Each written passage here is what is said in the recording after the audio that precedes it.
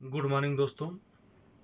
अब हम बात करेंगे भारतीय स्वतंत्रता संग्राम का संघर्ष कि हमारे राष्ट्रपिता महात्मा गांधी जी का स्वतंत्रता संग्राम में उनका क्या संघर्ष रहा।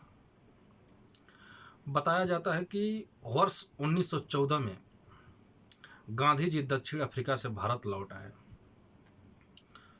1914 ईस्वी में हमारे राष्ट्रपिता महात्मा गांधी जी दक्षिण अफ्रीका से भारत लौट आए। इस समय गांधी जी एक राष्ट्रवादी नेता और संयोजक के रूप में प्रतिष्ठित हो चुके थे।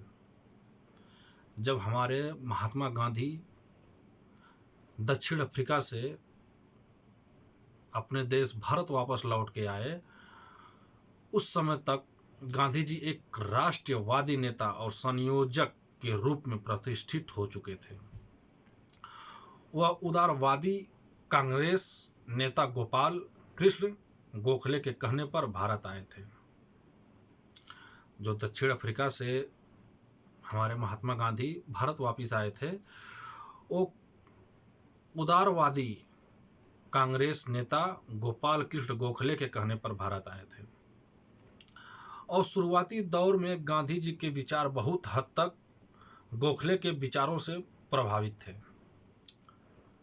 शुरुआती दौर में जो हमारे महात्मा गांधी जी के विचार थे, वो गोपाल कृष्ण गोखले जी के विचारों से काफ़ी मिलते जुलते थे और उससे वो हमारे राष्ट्रपिता महात्मा गांधी जी बहुत प्रभावित थे। प्रारंभ में गांधी जी ने देश के विभिन्न भागों का दौरा किया। प्रारंभ यानी दक्षिण अफ्रीका से आने के बाद शुरुआती दौर जिसे कहते हैं, उस समय हमारे राष्ट्रपिता महात्मा गांधी जी ने देश के विभिन्न भागों का दौरा किया। राजनीतिक, आर्थिक और सामाजिक मुद्दों को समझने की कोशिश की। जब हमारे महात्मा गांधी जी उस समय जब देश के विभिन्न भागों का दौरा कर रहे थे, उस समय और राजनैतिक, आर्थिक और सामाजिक मुद्दों की समझने की कोशिश कर रहे थे। कोशिश की।